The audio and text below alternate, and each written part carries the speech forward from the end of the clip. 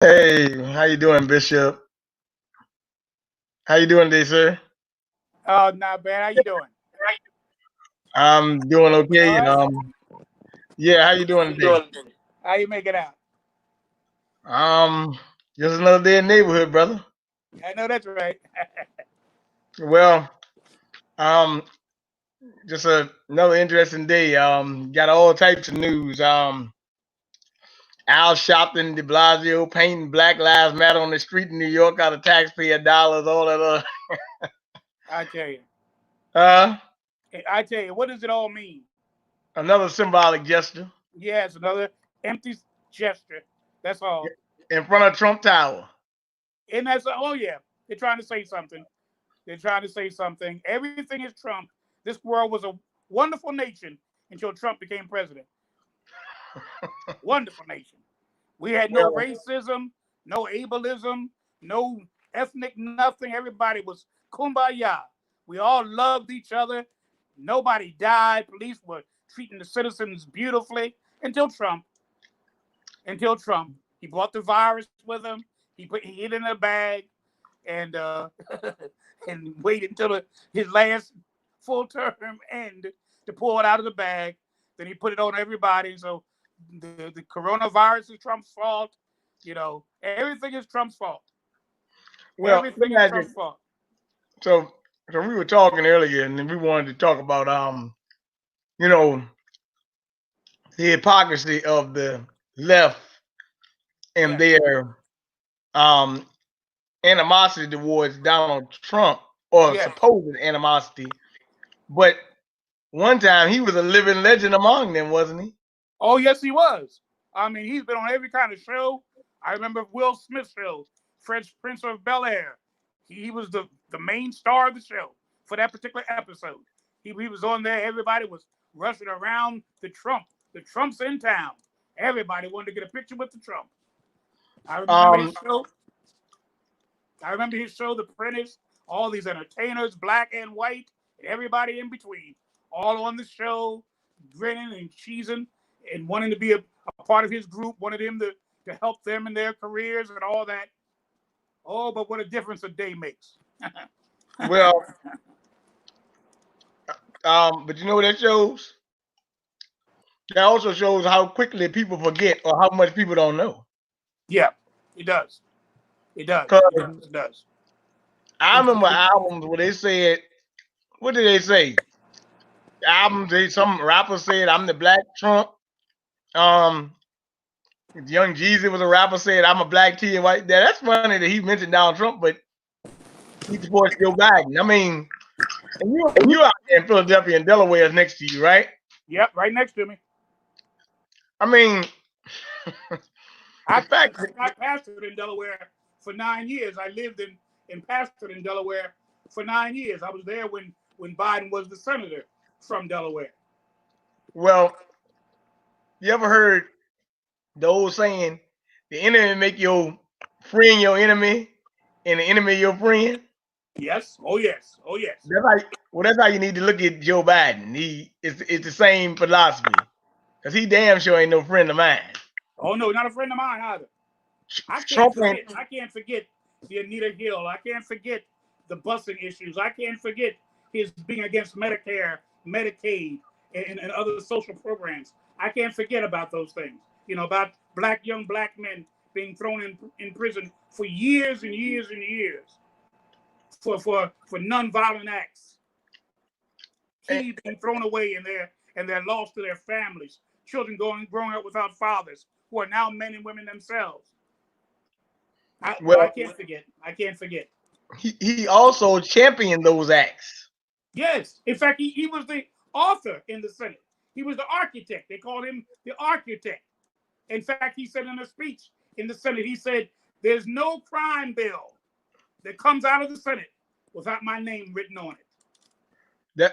Yep, and that was on the 3 or 4 administrations. Exactly. During the 3 or 4 administrations.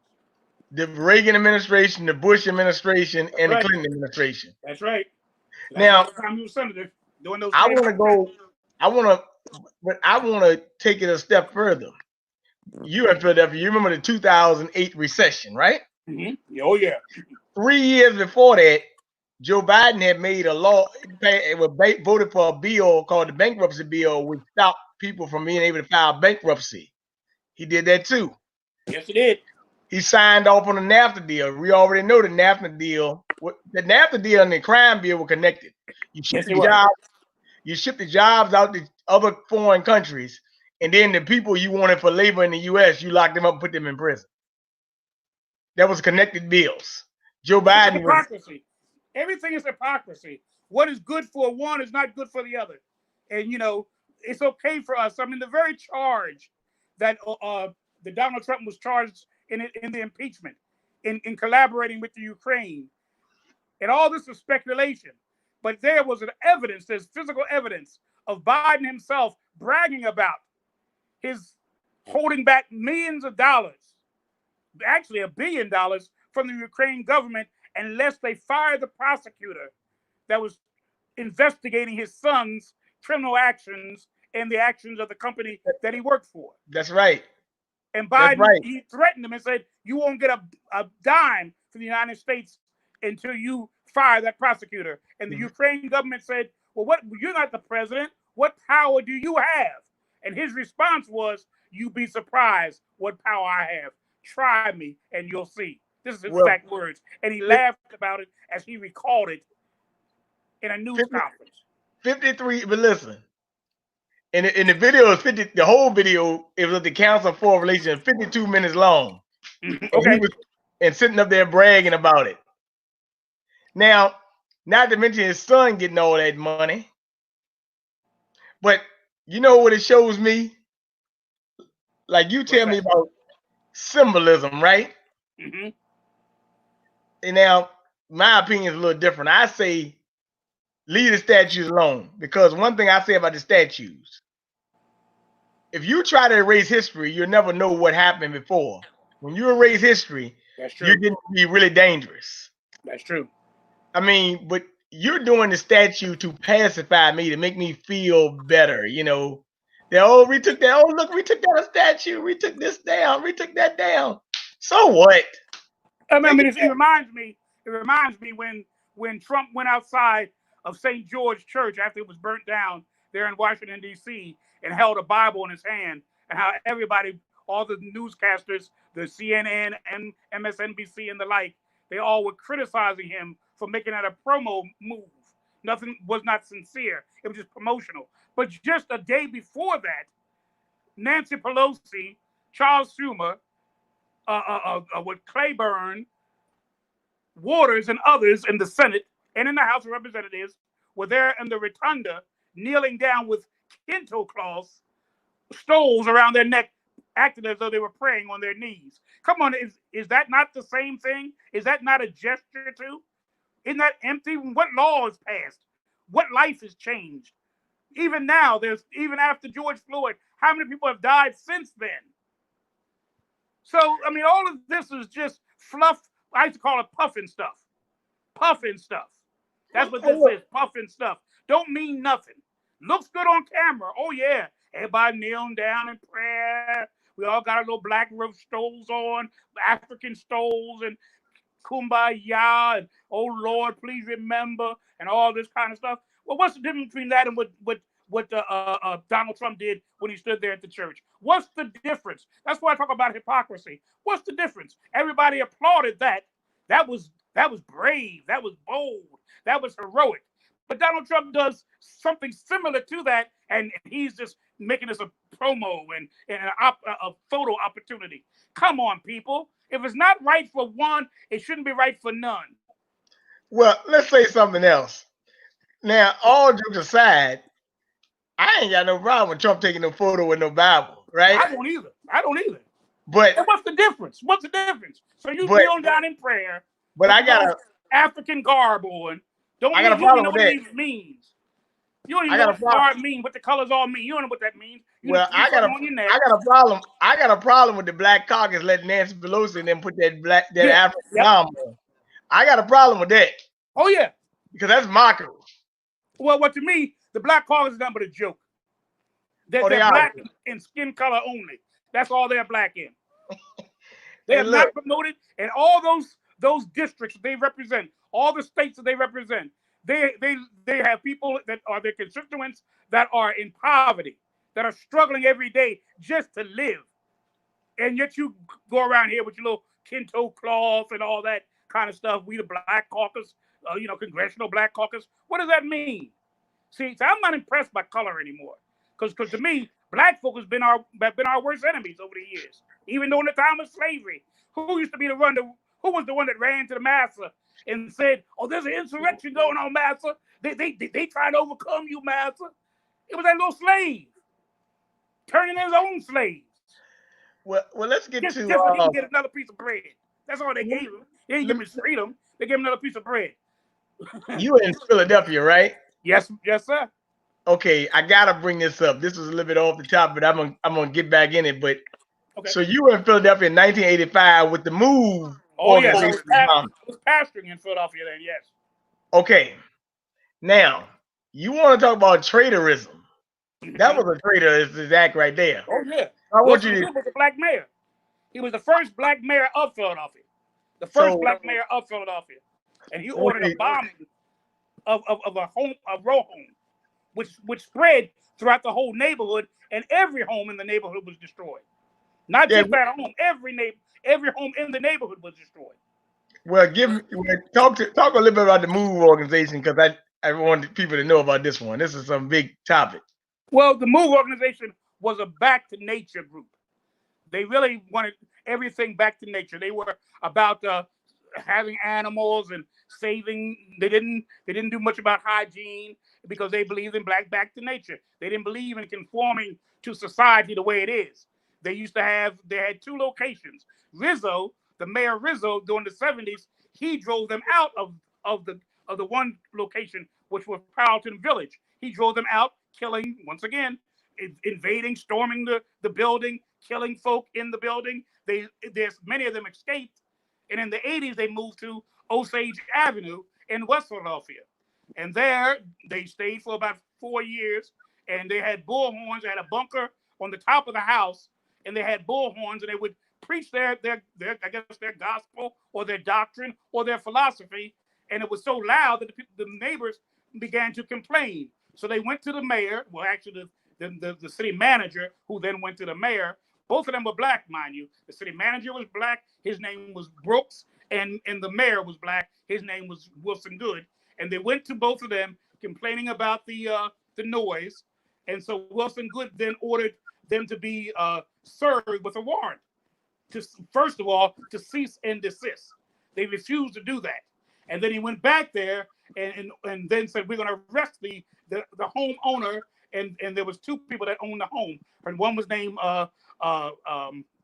Ramona Africa, and her husband. I forget his first name. John Africa. They had to serve the warrants. They refused to let them into the building. And so what they did was they decided to hold off for a little while. They were surrounded with all kind of police and all type of law enforcement around the area. And then eventually they decided to invade it. They were going to bust it down at first. And so then they refused. They started getting gunfire shot back at them. They started first shooting the house. Then they got to return fire. Then the order was that they were going to drop a C2 bomb into the home. They used a helicopter, and the helicopter hovered over the home, dropped the bomb on top of the bunker. The bunker then blew up, and there was a great fire. The fire commissioner was ordered not to stop the fire, to let it burn, so that the whole place would just burn down. And so they watched it burn. Anybody that tried to escape, they shot them. Children burned up in the fire. 8 children, 11 men, 2 women burned up in the fire. The fire was so extensive that it destroyed the whole neighborhood. It was a row home neighborhood of about 60 homes. All of them were destroyed. They had to tear down the homes, the rubbish. By this time, it was all rubbish. Tore it down, built it back up. It was done so shabbily that every home fell in. After the homes were rebuilt, all of them were built so shabbily, so quickly, because the outroar of the neighborhood and the outroar of the city was so intense. He wanted to get those other people back into their homes. So they did it so quickly that those homes collapsed. They could not find the contractor who did it because he skipped town, so they had to redo it all over again. People now displaced for a second time because they wanted to give it to this group that all they basically did. Yeah, they weren't clean. No, yeah, they were loud. They were boisterous. They were intrusive, certainly. But there could have been a much better way than dropping a bomb on them. Come on now, bomb. Well, let me ask you a question. What's the current state of Philadelphia right now? Well, I mean, Philadelphia's about the same as it was in 1980. I mean, like it always has been. We have areas, well, really, now we have gentrification where areas like that are now being taken over by the universities and colleges. And so now we're being displaced. My wife and I lived in an area in West Philadelphia we lived there 7 years. And then we got notice we had to leave within 2 months because they were now going to tear the place down and end up didn't do that. What they did was converted it into a dormitory for people that were in Drexel and University of Pennsylvania. So now the place, they say, my wife went by just last week, she said it's a beautiful, beautiful location, but they displaced us. So we had to go once again into an area that's predominantly Black. That's where we now live, in an area that's predominantly Black. We had to move quickly. We couldn't, we didn't have no time to save any money. We didn't have no time to really find a place that was conducive for us. In fact, we had to settle for a place because I have a physical disability and I'm in a wheelchair. And so we had to find a place that wasn't even fully accessible to me in my wheelchair. So we had to get out of there. So, this is where we are now. So they are really beginning to take over. People that were part of the suburbs, the white folk that were part of the suburbs now are moving back into the city because of taxes and all of that. They had to pay the taxes in their county and pay city tax because they worked in the city. So they ended up deciding, let's go back to the city. We don't have to pay no county tax and city tax. All we have to worry about is city tax. So now they're going back. The schools are taking over all of the areas that once were inhabited by Black folk. They're now taking them over, making them into condos and dormitories and other beautiful locations, but they're too expensive for the average Black person to spend their money to get into. I mean, $2,000 a month. Nobody can. I can't do that. Well, I got something to say, Bishop. And I'm glad that, like I said, I always remember this throughout my life because you're a good teacher. You make a lot of good points, right? Yes, sir. Thank you. But the status I put up on Facebook that day about DACA, I'm in the Supreme Court. I'm glad you understood it the way I broke it down. I know sometimes I rant, but I made sure people would understand. And that's why I always say, you might not like Trump, but Trump is letting you know that DACA is violating your civil rights because that would allow people to flood into your community, take your jobs for minimum wage. With our community. Now, I live, once again, in a largely, in fact, virtually all Black area. And there's a little other people in the area, but for the most part, it's really a Black area. And you're talking about the city of Philadelphia, so our blocks aren't no little blocks; they're long blocks. And from Broad Street, which would be 14th Street, all the way to 32nd Street, on the street that I live on, there's not but one Black business, and that's Jamaican. Not one Black African American, ADOS, American descendants of slaves, not one Black store. We have 3 stores that are owned by one family. They're a Muslim family, I believe from Pakistan. We have 2 stores that are owned by Latinos. One family now. There's a whole lot of stores owned by Latinos. We have 3 or 4 Chinese stores along the strip. We have little ma-pa stores. They're owned by other people beside our own. And we have to go and purchase things from them. And if we don't want to purchase it from them, then we have to go to the big stores. You know who owns those? Fresh Grocer, Acme, Super Fresh. I mean, those are all owned by, you know who they're owned by. They're not owned by us. So there's no store of any significance, or even the ma-pa stores that are owned by our community at all. Not one. Well, I got some now. Philadelphia, you got the Philadelphia Eagles, the 76ers, Phillies, right? The Flyers, the Phillies, okay. All those. So there's a lot of sports activity in that town. So I'm trying to find out, but the inner city, like you would say, is pretty much gentrification. Also, Philadelphia was also one of the biggest charter school proponents in the country as well. I looked that up. So you got a lot of dismantling of public education and charter schools are coming into Philadelphia as well. That's true. That's true. Very true. That is true. So A lot of charter schools, a lot of magnet schools, nationally public schools, all here in Philadelphia. well, if you remember a couple days ago, and we were talking about this thing called Teach for America, Hmm. and Obama and Bush actually heightened this thing with a what is it, standardized test, race to the top, where the teachers would get graded, and if your students weren't passing, you could lose your status as a teacher, especially in New Orleans. That happened, and you lost a lot of black teachers. Teach for America actually is getting teachers at a bargain rate. You don't have to go to school for 4 years, etc. A lot of people don't know that Barack Obama is the ultimate symbol of black progress with no substance behind it, just a face. And I told you the new phase of white supremacy is not going to be a white man. It's going to be a black person masquerading in a black Yeah. outfit, but his mind is white. And you're absolutely right. I mean, that's what happened with Obama. We voted. Let's be real. In 2008, we voted for him not because of his policies, because we didn't know what his policies was. He was a junior senator, only had served 4 years as a senator, so we didn't know where he really stood. We voted for him strictly because he was black, or at least he appeared to be black. He looked like us.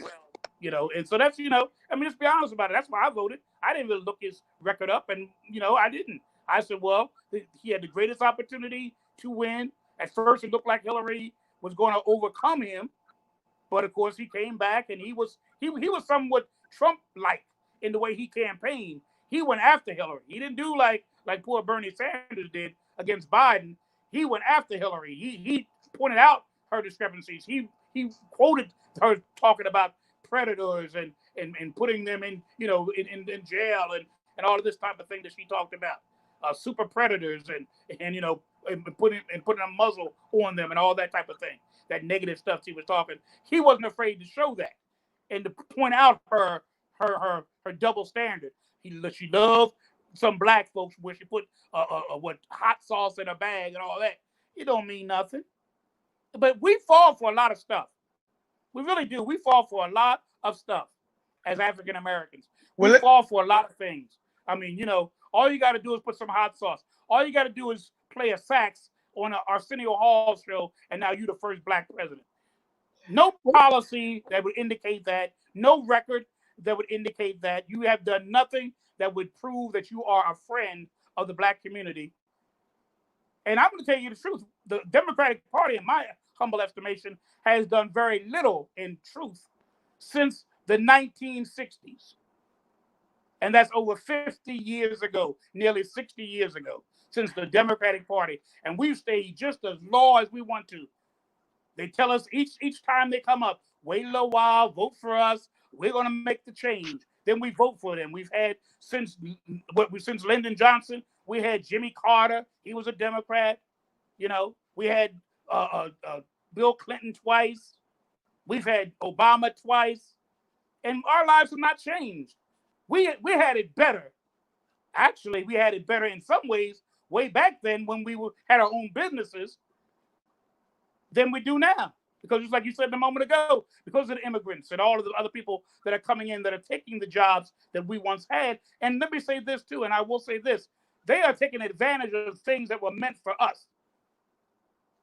Even when you talk about property and how they got money, that was meant for black folk. Even President Johnson, when he went to Morgan State to talk, he gave a speech at Morgan State, and he made it clear who the civil rights movement and the acts and the laws that were made during that time, who they were for. He said it was for African Americans. And at that time, he said black. He may even said Negro, because you're talking about the early 60s. But when he went to that school, he made it clear who these laws were meant to help, who these laws were meant to make equal and make right. He said the African American, black, Negro, whatever term he may have used. In other words, he meant us. But other people have kind of co-opted these opportunities and made them their own because we failed to do it. I look at these protests now, and how many people of our persuasion are marching in those protests. It's been taken over again by white folk, but we let that happen. 1 in 6. We let it happen. We don't 1 march. in 6. 1 in 6. Look at that. 1 in 6. I watched one in Chicago just last week, and I didn't see nobody black but one. And all these people, the one black guy was asking some white man, can you give me a mask? And I looked at that crowd. I said, oh, my Lord. There's hardly nobody black in this group. Well, and see, that's a big problem, Bishop, because some fact of, like they call it the civil rights movement. Yeah. They call this the Black Lives Matter movement, right? Yeah. But it's another symbolic gesture because, like I said, I mean, we went from police killing to we're gonna take down statues. We're gonna put the name of. By the way, Bishop, in the last month, they have actually changed the rainbow flag, put black and brown on the rainbow flag. Go figure that. And there's no black or brown in a rainbow. That's not the colors of the rainbow. They want to add that on. People, I tell you, they take charge of things. They make things their own. They twist things around. They make things all upturn. They turn things upside down just to placate us. And that's all it is. There's nothing different in our lives. Nothing different. Nothing different. In fact, I think it's worse because there's opportunity for people to do better and get more. And we're getting less. Well, you see, let me say something. I know you saw this on TV. You might have seen it. If you didn't, I'm just going to paraphrase it.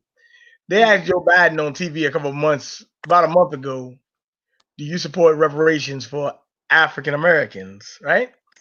Mm-hmm. He comes and says, we should check on it, but we also need to see the feasibility of Native Americans getting it as well. Now, why in the hell would I accept that when I know under Obama's administration, Native Americans are already getting $3 billion a year? If if you got a pie graph, right? And you get a pie, and you start cutting slices off the pie, and he gave it to Native Americans, but they already got, how much would you be getting? That would knock you down. Oh, yes. Oh, no doubt about it. No doubt about it. Well, what was Obama's position? Obama thought that if you gave reparations to African Americans, it would not be fair to the other disenfranchised groups. It would not be fair. What? But nobody complained when the Native Americans got it, not even us. In fact, our congressmen and our senators voted for it. Half of them don't even want to do this for us, their own group, not only their own constituents, but their own people, their own community. They don't even want to support it. It took some of them months and months even to put their names on the HR 40, which is nothing more than studying. That's all. And what do we got to study? Slavery was real. Ain't no doubt about that. What are you studying? How bad it was? What are you studying? Jim Crow was real. They did lynch thousands and thousands of black folk. What are you studying? We did go to separate but equal schools, and we were beaten up. Dogs sticked on us. What are you studying? What are you studying? What do you got to study? Something that is obvious to anybody who has an eye and who has any knowledge about history at all. What are you studying? Just dealt with George Floyd, Eric Gardner, Sandra Bland, on and on, Michael Brown, on and on and on. We already know about this. What are you studying? Studying means that I don't know anything about this. Let's find out about it. Let me say something. Books on top of books about slavery. But what the problem is, slavery was incorporated by the Democratic Party. So now we got to study this because we got to make sure that we're not to blame for slavery. That's what they're studying. They're trying to figure out how can we finagle this so that we're not the ones who are put on the block on it. Because the ones who lynched us were Ku Klux Klan, who was white Southern. Democrat. Come on, that's what you're trying to work on. How can we make it so the Democrats don't be blamed for it? How do we make it? Because the old Dixiecrats were all Democrats. Jefferson Davis was a Democrat. All those guys were Democrats. So we've got to make it so that we can finagle this thing so that the Democratic Party don't look bad. Andrew Jackson, your first president, was a racist who had slaves, who beat his slaves. Andrew Jackson took millions of Native Americans from the East Coast to the Midwest on what we call the Trail of Tears, and millions of them died on way to the trail. That's your first president. The Republicans' first president was Abraham Lincoln. Look at the difference. Your first president was Andrew Jackson, the worst racist president of all time. The Republicans' first president was the one who emancipated your butts. Well, here's the thing. But they don't want to talk about that. No, just don't talk about that. Well, let me say something to you, Bishop. And we were talking about this today. Well, we were talking about Kanye West, right? Running for president, right? Right. Mm-hmm. Now, for them to come out and say that Kanye West going to take black votes away from Biden, if your candidate's strong, you don't worry about that, do you? Yeah. Pick a Kanye West. You're that weak. That Kanye West, almost just 100 days away from the election. He had no time to even campaign. You mean a man that's going to come in 100 days before we vote, and you're afraid he's going to take the black vote, or at least split it to the point that it's going to impact you? What? Well, Kanye West? Everybody calls him crazy and nutty, but you still scared that he may take enough black votes? Or what kind of candidate are you? Now they're trying to say he's bipolar. They're trying to say he's bipolar. I said, well, yeah, I mean, shoot, he might be bipolar if that's what you want to say. I think it's a smart movie pulling out, but I tell you what, I know Joe Biden got dementia, so I think say, well, he's in good company. If he's bipolar, you got Joe Biden, he has dementia, or at least cognitive challenges. So both of them got some mental things. Okay, so both of them are mentally challenged.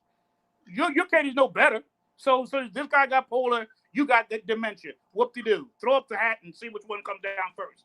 Well, yeah, the guy talking about Joe Biden says he wants specific conditions to debate Trump. And I said to myself, Bishop, I cannot see Joe Biden getting in a ring with Trump to debate him at all. If he would, he'd get slaughtered. I can't wait. Because they said now they're going to try to get 3 debates in. I think he will win. He'll lose on the first debate. Lose on the first debate. That's what I believe. And I want to see what our folk do when they see their man embarrassed. I want to see what we do. We still stick the party line. 9 and 1. We still have an alibi. Why we got to vote for? Well, we got to get Trump out no matter what. I'm not into this blue no matter what. I'm not into that. No matter who. Blue no matter who. I'm not into that stuff. I'm not into that at all. I'm sorry. Well, I'm not into no blue no matter who. I can't do that. Well, I like how Kanye West pointed out some facts that, about Planned Parenthood and things like that. So he did bring that into the forefront. And people need to know about the history of Planned Parenthood. I mean, come on, people. Hillary Clinton got a Marjorie Sanger Award and say she adored Marjorie Sanger. Like, what are you saying when you say you adore Marjorie Sanger? Come on. So you just look at her record. But look at her record. I would see how she would adore Margaret Sanger. Look at her record. Look what she did about the crime bill. Actually pushed her husband into passing the thing. I mean, she was all gung-ho, right on with it. Come on now. I mean, she was the one who took down Gaddafi in Libya, which created slavery in that nation. I mean, come on, she ain't no champion, no black folks. So I can see her saying that's my hero. It makes sense to me. That makes more sense than if she said I don't like the woman. That makes more sense. That would be her hero. Let me bring up. Like her. But let me bring up something to you, Bishop. We were just talking about Obama and Clinton, right? Mm-hmm. But don't you think Obama had Hillary Clinton and Joe Biden in his staff? 2 of the worst in his cabinet. So one was Secretary of State, the other one was Vice President. Yep. Okay. Now go look at those 2, right? Mm-hmm. And look what Joe Biden and pushing over here and Hillary Clinton pushed both of you. And truth be told, these were your last 2 Democratic runoff for president. Isn't that something? And you mean to tell me you couldn't find any candidate better than these 2 clowns? Neither one.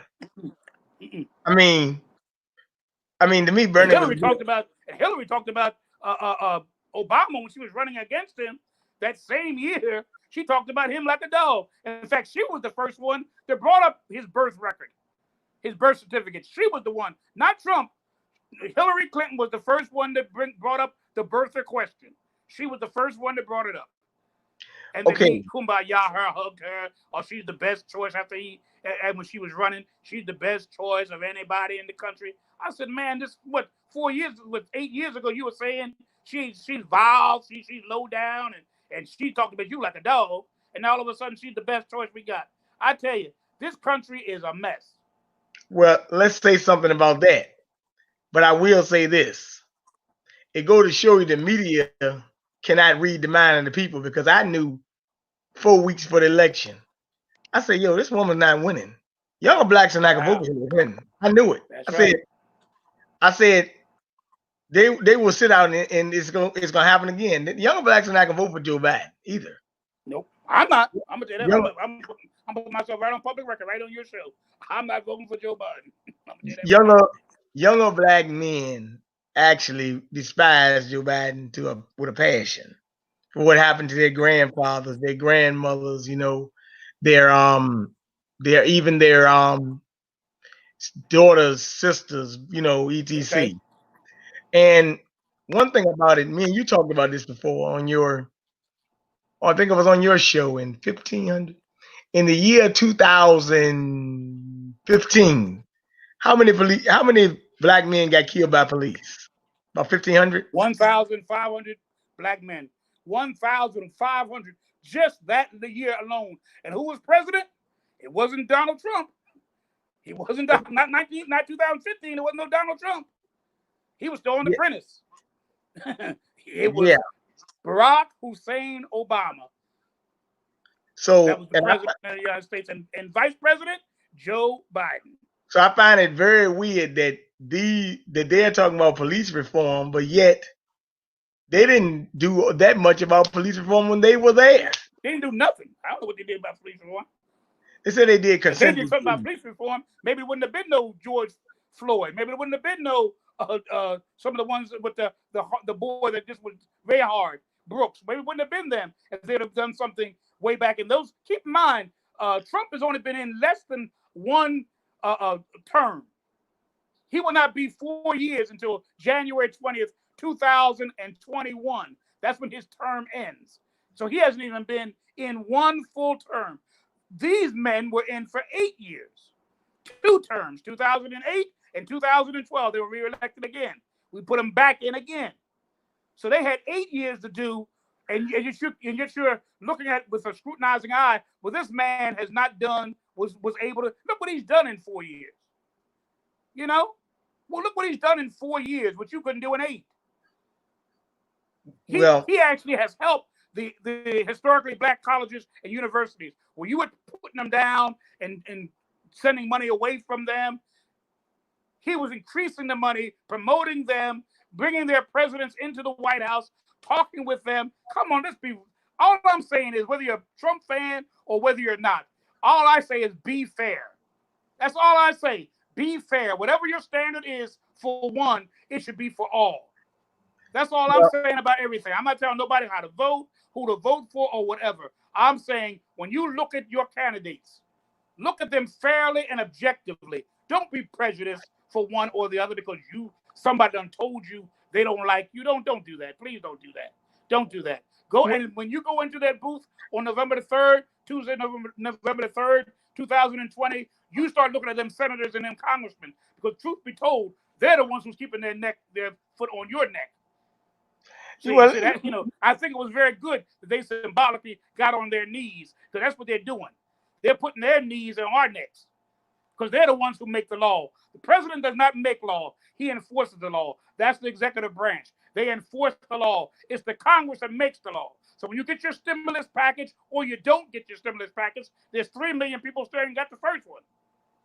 Haven't even got the 3 million, haven't even got the first one yet.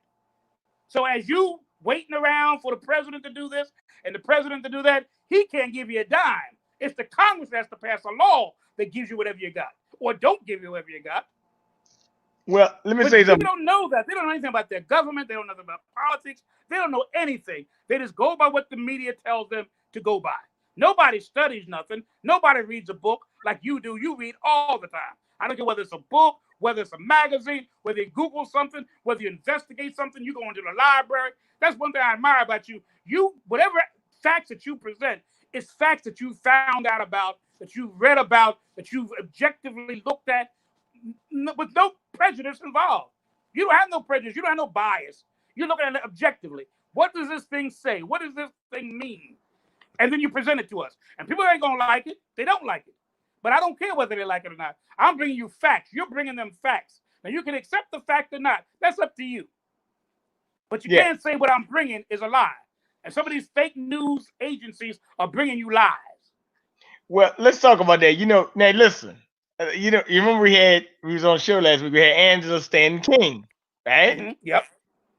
And I sent you the article with her today. I don't know if you ever got time to look at it, but it was interesting. Mm-hmm. But where was a YouTube video with her? But and this is what a lot of people saying, she won't win because she's in her right mind. I said, yeah, you probably got to be in your wrong mind to win, right? But but you're right there. You're right. Like I said, like I've been saying, Bishop, she's running against John Lewis, and that my comments might be a little bit harsh, but John Lewis just retire or something. I mean, if he died, die. I mean, commit suicide, do something, but just get out of public life. I mean, the same thing I said about Elijah Cummings. I shed no tears for Elijah Cummings' death. He didn't do anything. I mean, even with the guy named Good in Philadelphia, you didn't do anything. I shed no tears. No, he didn't do anything. No. So they don't do anything. They don't do anything for their community. They don't care about their community. Just be real about it. I'm gonna be honest with you. This is really how I feel. I believe every single one of them who was part of that Black Congressional Congress should be voted out. They're not in it for us at all. Not nay one. Some are worse than others because they've been in longer.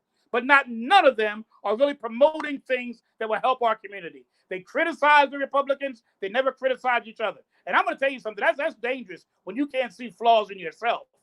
That all you do is look at the flaws in others, but can't see the flaw in yourself. That's dangerous. That means that you can't even monitor. You can't even critique your own self, your own failings. Let me find out where I've come short. And as a preacher, I tell football that look at yourself first. Get yourself, like when Michael Jackson said, look at the man in the mirror. Look at the man in the mirror before you start looking at everybody around it. Even Christ said, before you pick up that stone and start throwing it at others. Without sin, cast the first stone. Are you without sin, then you can cast the first stone. If not, then put that daggone stone down and you go about your business, let them go about theirs. This kind of aiming stones and throwing things at people, and whether it's Trump or anybody else for that matter, is a diabolical scheme to keep us down. And that's the truth. They want us to be on that plantation so bad. And that's what I call it, the Democratic plantation. They want us to stay on that plantation so bad they'll do anything to keep us there. And it don't take much to keep us there. It don't take nothing. What have we as a community, what have we asked about Biden? Have we sat down with Biden and gave him our grievances? Have we sat down with Biden and told him the Black agenda? We didn't do it with Obama at all. The Native Americans did before he became president. They did before they pledged their support to him. They had made promises. He had to make promises to them. The gay community, the immigrant community, he had to sit down and make promises to them before the election, before they threw their support his way. You know, when we first sat with Obama, we sat with Obama 1 year after he became president. They sat before he became president. We sat with him a year after he became president. By that time, he's already president. He don't need you for nothing. Well, he don't do nothing. He's already president now. You all voted 98% because all you worried about was he's a black man. And no demands on him. And we always use alibis, even today. If you talk about Obama, it's like you're talking about Jesus, like you're talking about Muhammad, like you're talking about somebody who really is a spiritual leader. We magnify Lord and magnify his holy name. They're not talking about no Obama, no black man. Well, Angela Stanton King brought up a good thing on her program with Thomas Stoudemire. I was watching it last night. Okay. And she actually brought up the fact that if you are a savior, why would you surrender a lot of our rights to the gays and transgenders? Why would you pass the Affordable Care Act, or people call Obamacare, whichever one you want to use. Right. Why would you put bills in here to give people sexual reassignment surgery? And if I'm gonna send you a picture later, it's a young child that was there signing the picture. Biden has the hands on his shoulders.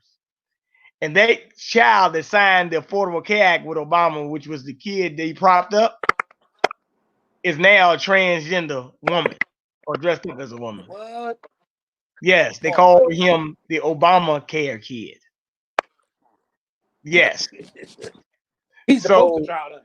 He's the yes. poster child. So, well, what I'm saying, you know, this is what I call debauchery, filth, heathenry. You don't do this. What I mean, you're becoming now. You got the Black Lives Matter or Black Trans Matter, whatever you use. I don't want go back to Don't Ask, Don't Tell or something. But I don't need to know that being that flamboyant out there, like this guy Silly Porter or Billy Porter, whatever you want to use, right? The red, black, and green flag is looked at as a revolutionary flag. Why would they let this man go on the cover of Essence magazine wearing a red, black, and green dress? That's very sick. It's sad. It's really sad. It's sad. It's sad. And But they have really co-opted our movement. And everybody co-opts our movement. You know, Black women become part of the women's movement, but our issues are buried in theirs. They do not promote ours. Same with homosexuals and gays and all of that. When we become a part of their group, our issues are swallowed up in their issues. They do not promote anything about our issues. And yet they'll come into our groups and they will co-opt our group and take them over. Where we have put aside our grievances in favor of their concerns. And then we still find ourselves the poorest, the least employed, living in the worst neighborhoods. We still living, and yet everybody else is improving. They're getting good jobs. They're increasing their salaries. All the rest of their lives is beautiful, living in nice neighborhoods and all of that. And we still living where we've been living since our great-great-grandma first got off the boat. Go look up in Detroit in the early 2000s. I think it was like was it a Chinese or it was a Chinese or Italian neighborhood in Detroit, right? Dr. Cloud Anderson talks about it. They were only 1% of that community in Detroit, right? Right. And they actually, I think the community, a little Italian community in a Black neighborhood, set up and made $69 million in a Black neighborhood in 1 year. Wow. $69 million. And they didn't have hardly no population there. Look at that. Yes, the Asians are a small population group in America. Very small. They make up no more than 8% of the entire population. Some areas don't have any Asians in it. Other areas have 1 or 2% of their community. But they have something that we don't have. They have unity. And they don't have any land either of their own. But what they do is they cut out a land within your land, and they all go there. For example, like I said, there are Black neighborhoods.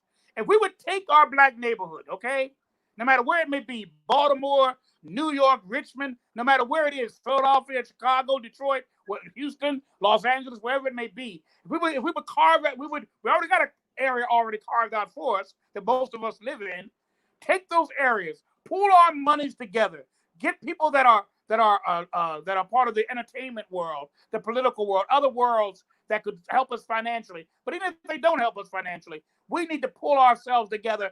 And if we open up 1 or 2 businesses in that community, we can make this, it's already our community anyway, but what we do is we allow others to profit from our community, and we have no profitability in our community at all. The Chinese, what they do is they come in our community, they get their money, go back to their community, spend their money in their community because they got banks, they got stores, that's where they live. So they goes right back into their community. We don't do that. We are in the community. We get money. They said we actually get $7.3 trillion a year. We make trillions of dollars a year, but none of it stays in our community because we have to go to the bank, Wells Fargo, whatever other bank you may bank at, Bank of America, wherever the bank is. Most time we don't support black banks. Because most of them are far and in between. You may have one in Virginia, one way up in Washington somewhere. I mean, they're all so spread out that you really can't do it unless you're living in that town. So for the most part, we still bank at white banks. We have to go to the white grocery stores. If you want the big, you got to go to Walmart's if you want to do something on a mass scale. We still have to go somewhere else. And so when we do that, we're putting the money right back in. That's why even if there's reparations, since we don't have any economic base, all the money we receive from reparations will go back into the major community, the dominant community again. I sent you a video of a thing in St. Louis, and they had took over like a Chinese restaurant or area or whatever they had store, and they took it over, and they were saying you can't go in here. We got it locked down, right? We boycotting this store. We got it locked down, right? And some black people still wanted to try to go in there even after they, told them you can't go in there. And I got a thing for the ladies. Ladies, they this is what I say. We got so many talented beauticians in our own community. I mean, I'm for the natural hair myself more so, but whatever. If you like getting your hair done and being exotic, that's on you. I think we need to go back to the spiritual hair we had in the 60s and 70s, right. And I know you from that era, right? Like that, yeah. But if you are gonna do that, don't buy it from them. Buy it from your own black sister. Don't buy it from them. Make that Korean business. Make that Chinese business. You're not gonna be allowed to hair in this neighborhood because we're gonna run you out of here. You can't sell it because I'm not gonna buy it from you. The Chinese restaurant. Don't go to him. I'm gonna tell you the truth. Bernard. When I was coming along back in the 50s and 60s, when I was coming along, we didn't go to no white people for no hair do. We went to our neighbor down the street. That's who did my mother's hair and my grandmother's hair. They went to the neighborhood person. My grandmother, both of my grandmothers lived in the same town. We lived in Darby, Pennsylvania, and they both went to a black person who did for everything. They went to the black grocery store. They went to the black barber. I did myself. The black dentist. We had a black doctor. We, everything we needed. We want our hair done, want our nails done. Went to a black person because they had the talent. We still have it. I got nieces right now that can do hair better than any other person I know. But nobody's gonna patronize them except for maybe a few family members here and there. They can't get rich off of it at all because the family member's gonna want you to cut them a deal. Can you do this for $5? My God. So they have the gift and the talent. We just don't have the wherewithal to get things done. I got a couple more questions for you. Okay, this is a good one. It's a good question coming up. Okay. Remember you were saying we were talking about civil rights leaders one time? Mm-hmm. And you said it yourself. You said, who are these Negroes talking about civil rights? They weren't even alive at the time. What are you talking about? You weren't alive. You didn't march with no king or nobody like that. I said that particularly when Elijah Cummings died. They kept on talking about he was a civil rights leader. I said Elijah Cummings was born the same year I was born, 1951. The civil rights movement began in 1955. King died in 1968. I was 4 when the civil rights movement began, and so was he. He's my age, so he was 4 right along with me. When King died, I was 17, just turned 17. So was Elijah Cummings. So to say that I was a civil rights leader, I could say I did see King when I was a little boy back in 1961 when he came to Philadelphia. But I wouldn't say I ain't no civil rights leader. I can't even say I'm a civil rights mover or supporter. I was 8 years old. I mean, come on. I was 10 in 61. I can't say I was no mover or shaker in the civil rights movement. Elijah Cummings was not a shaker or a mover. He was a little boy doing the civil rights movement and a young teenager. That's what he was. Not a grown man or anything like that. His mother, I know when she was born The same year my mother was born, 1929. And that's the same year Dr. Martin Luther King was born. So he was more like me. His mother could have been in the civil rights movement. That's possible because she was King's age. But not the boy Elijah, just like not the boy Gerald. We were kids. So to say you're part of civil rights leadership, come on, people. Well, come on. Yeah, I mean, if you're not 80 years old, you hardly could have been. That's right. That's Yeah, right. You at least be in your mid-70s to 80 years old to say that you were any kind of civil rights in the civil rights movement at all. Debating you're still in your 60s is not or even if you're late 60s or even early 70s, you cannot say you were a mover and shaker during that time. You were still in school, if you were going to school at all at that time. Well, I just want to say about Miss King that came on the program last week. I actually hope that some of the young people will listen to her and give her a chance. I mean, I know the boomers probably won't look at her because he's running against John Lewis. You can just vote for John Lewis, even though he got stage 4 pancreatic cancer and probably on the last leg, still vote for John Lewis. He hadn't done anything since 1987 since he's been there. As a matter of fact, that's right. It's and not look how long that is. 1987. You were born 1987. You're now a person in your 30s. I was born 1987. 1987. Come on, people. I was born 1987. See, look at that. So what has he done in all the years of you being alive? What has he done that you would say, "Oh, there it is. Now that's my man." We don't have any heroes anymore, Bernard. We don't have no heroes at all.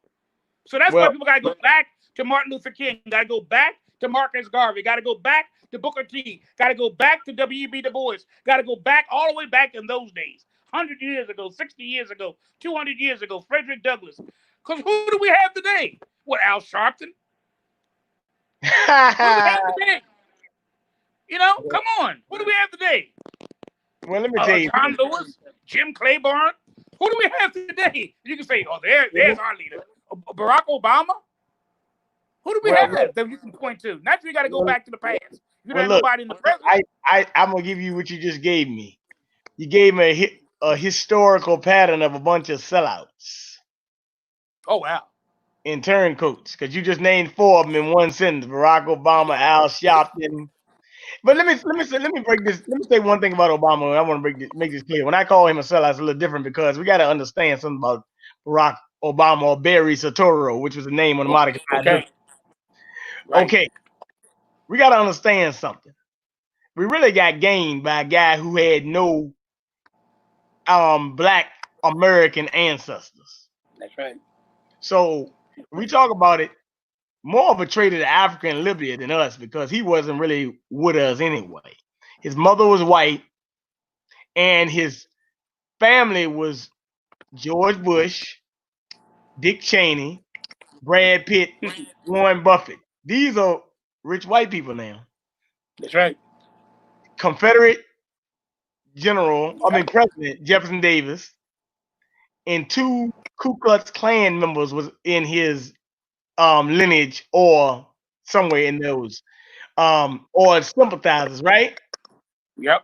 And you don't have to read this. I read it, but he said it himself. He admitted this. I mean, remember he was at Robert Byrd's funeral, eulogizing Robert Byrd, a known Klan. Yep. Come on. That's it. Come on. I like where you're going here. When we talk about him, we got to understand that really, to tell you the truth, the only thing he was of the same hue, but not up here in the same mind. That's right.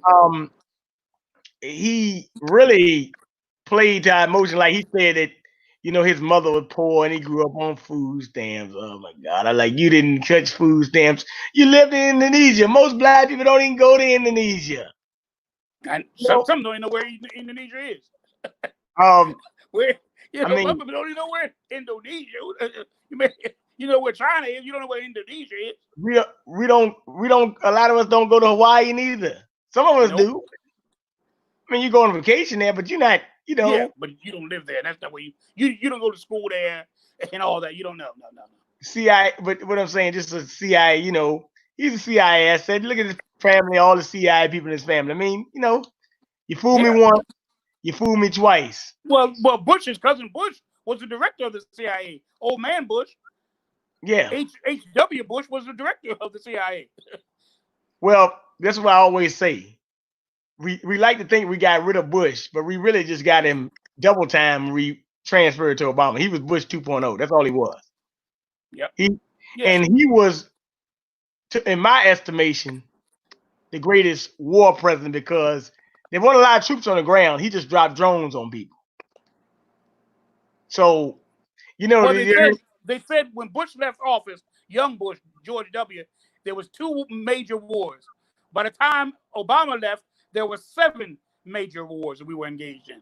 So that's 5 more wars that we got ourselves engaged in during the Obama era.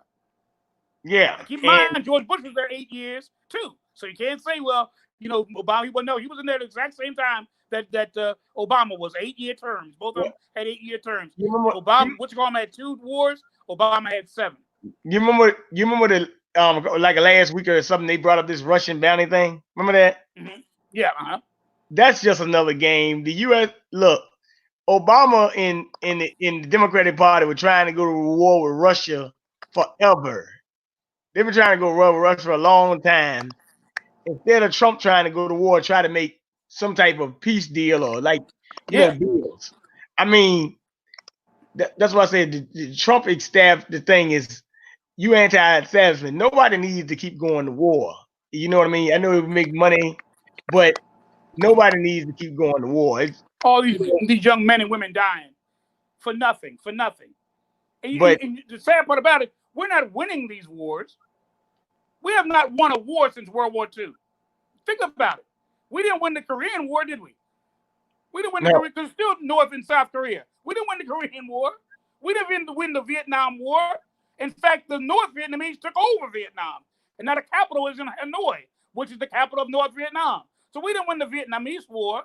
We didn't win the Iraqi War. We didn't win any of these wars, the Desert Storm. What war did we win? Well, we can say we planted the American flag and now it's an American. No, we haven't won nothing. What we do is cause chaos and confusion and make things worse for the people in those countries. That's all we do. That's all we do. And especially in Yemen. Wars is none of our business. And yet somebody comes in our politics. This is where the hypocrisy comes in. We'll go to war with countries to change regimes. We'll go to war in countries to change who their presidents, who their dictators are. Somebody comes here and interferes in our election, and we ready to go, and we talking all about it, ready to impeach the president. Come on. We went to actually in your country and bombed you to change your politics, to change your government. We went there and assassinated your leaders so that we put in who we want to put in. And you talking about we got spies that looked at this, and spies from Russia and spies from Ukraine and spies from this. That ain't like bombing somebody, killing somebody, assassinating somebody. Well, Gaddafi was a prime example. How could you be so, huh? Gaddafi was a prime example. Yeah, there you go. Somebody took him out. There you go. They took him out, and look, after they took out Gaddafi and all the other African leaders, they got everybody going down. Russia trying to get over there. China, everybody trying to play Africa. And Gaddafi thing set it off because Libya was the richest nation in Africa at that time when Gaddafi. Yes. And now think about this, Bishop. The main love in his administration got Gaddafi assassinated, but the man some black people hate because Donald Trump is warming up around a lot of black voters these days who can see the bull crap though. Donald Trump let Gaddafi stay at his hotel in New Jersey one time, and Gaddafi was not liked by the United States that well. Donald Trump let him stay at his hotel. No. But Donald Trump had a book out called The Art of the Deal. Like I always say, negotiation deals. You ain't got to like Trump. You can make a deal. It's called The Art of the Deal. You got to be able to make deal making. That's right. I didn't tell you to kiss the man. I mean, you see those HBCU presidents, they said, look, Donald Trump, we need some funding. Can you help us out? Yeah, sure. Here, let's write the deal out. You know, you got to do what you got to do. The Black Caucus said, oh, we're not going to meet with you. Well, yeah, that's, see?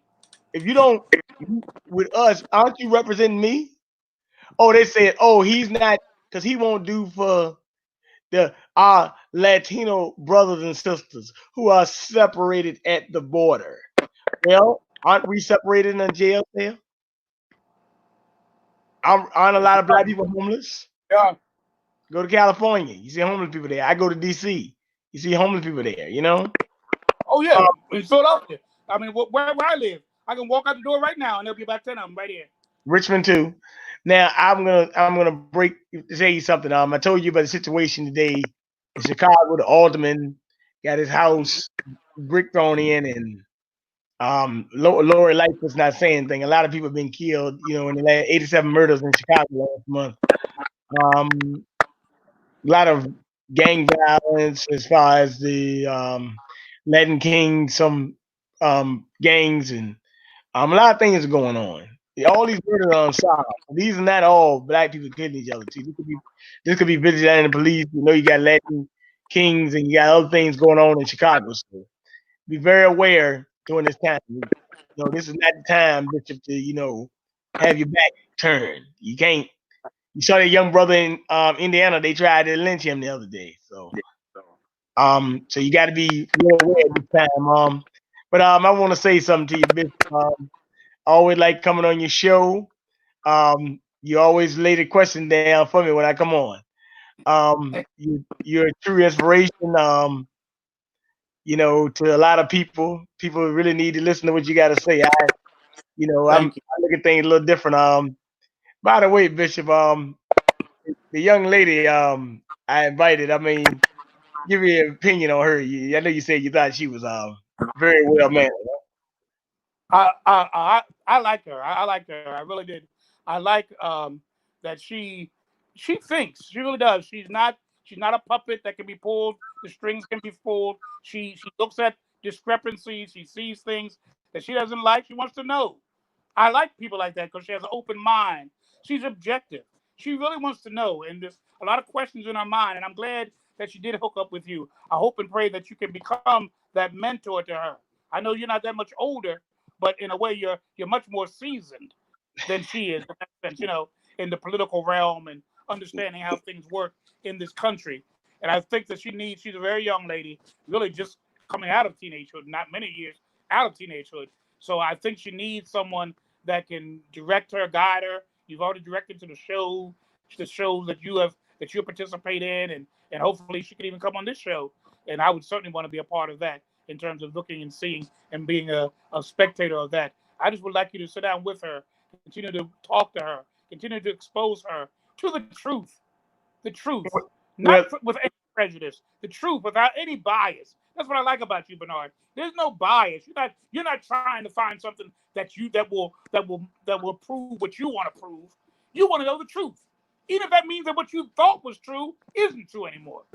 That's how you are. If you can prove that what I'm saying is not true, thank you for proving me wrong. That's how you are. You're not into that thing. Well, it's my way or the highway. No. It's find out the truth. And when the truth is exposed, then you know the truth, and you're not afraid to share the truth with everyone that you meet. And I thank God for you. I really think that you need to look seriously into moving into the political realm, or at least into a position where that your voice can be heard by even more persons. And let me know what I can do to help with that, because I really am inspired by you. I really like the way you are. That you're not so dogmatic that you can't be open to any other ideas. You are. And because of that, you're gonna not only know the truth, you're gonna share the truth. You're gonna learn more truth than you ever had before, because you're still open. I still want to know. I don't think I'm right about everything automatically because I think it. So be it. No, I don't think that. I want to know the truth, and if that blows me out of the water, so be it. I still want to know the truth, and that's what I like about you. If it blows me out the water, maybe some of my ideas are wrong now because I know the truth. And I won't. You're the kind of person you wouldn't mind saying, I thought this, but now after looking closely at it, after investigating it further, I've changed my mind about that. I think now it's this. Well, Bishop, I'm gonna say this. The reason, and it was very weird how this thing went with her. I saw her posting information online. And I said, "Wow, this young lady is, people are criticizing her for her opinion." I always say, why are you criticizing people? No, they're not criticizing her opinion. They criticize her on what she's read and looked up. That's right. And That's right. they're coming with unopinion. They're just coming with opinions, right? So I started, going to the comment section and saying I like what you're doing, and then I just say, you know what, just call the show, just call in, That was and good. and what do you know? You got a star, I guess, I'm like, yeah, And really, I mean, and she adds to the program. Her questions are valid questions. Her statements are strong and they're very vibrant, and they really are important questions. She doesn't ask things that are nonsensical. She asks questions that will make you think. You can't just answer her any old kind of way. You got to answer her with the truth, not with what you think, in my opinion, or I think that. No, that's one thing about you, and I gotta admire that. You come with facts. You don't come with what Bernard thinks. Because yeah, like my well, Temple University professor once said, your opinion is no better than my opinion, and my opinion is no better than yours. You have to come with people with facts. That's what makes the difference. But I can believe that an orange is a pear, and you can believe that a pear is an orange. But if I can prove that a pear is a pear and an orange is an orange, then that's where the truth comes in. well, this is what I'm gonna say. Like I said, when you do a lot of factual information, people get mad with you. I mean, I don't know why they don't want to look up things, but hey, look, like I always say, you know, you can take these hits every day. I'm gonna take them. I'm gonna keep on moving on. A couple weeks ago, a couple weeks from now, I'm going on a trip to a city. I'll tell you off air what city I'm going to. Okay. And hopefully we can make some talk or changes there. I don't know how much I can do, but like I said, I always try to meet with people and see what you got, see what's out there. There's a lot of work to be done in the Black nation, including here in Richmond, Virginia, and True. in every part of the United States and globally as well. So the work is not done. It's gonna be hard. The enlightening process will happen, unfortunately, by a lot of us not being unlight. A lot of us will die, unfortunately. But I mean, even in the Bible, it tells you everybody won't be saved. So yeah, just try to bring as many people along for the ride as I can. And if I can't bring you along, you can't say I didn't try. So, God bless you. I appreciate you. but I appreciate you. And I thank I you for this appreciate, opportunity to share these I moments with appreciate you. you as well, Bishop. And I want you to have a good day. Look at some of the articles I sent you. You can text me I'm gonna look back. at all the stuff that you sent me too, because I want to build my understanding up even more. So I will always look at everything that you send me. I read. I read everything you send me, whether it's a video or whether it's an actual article. I look at it. I downloaded many of the things I have in my own notes. Then I look at and I decipher. That's like we talk about DACA. That was an eye opener for me. I always felt there was some kind of thing, but I never knew you had the facts. What I felt is one thing, but to now know the facts behind what I felt makes me more I confident. give you one more piece of information. A lot of people don't know. Today in the Supreme Court, they ruled that Trump has to the prosecutor can view his tax returns, right? Right. But a lot of people don't know. All they did was toss it back to a lower court. So you're still gonna be waiting. So it's just going back to a lower court. Yeah. So they have a way to work things. You know how they do. They have a way to work. What I'm saying, I could care less about a person's tax return. I don't care. What are you doing for me? What are you doing for me? That's all I care about. All that stuff is, once again, puffing stuff. Puffing stuff. Well, you go ahead and you have a nice evening. Thank you again. Thank you again for this opportunity. Black Power, and you have a nice day. Okay, God bless you. You too, brother.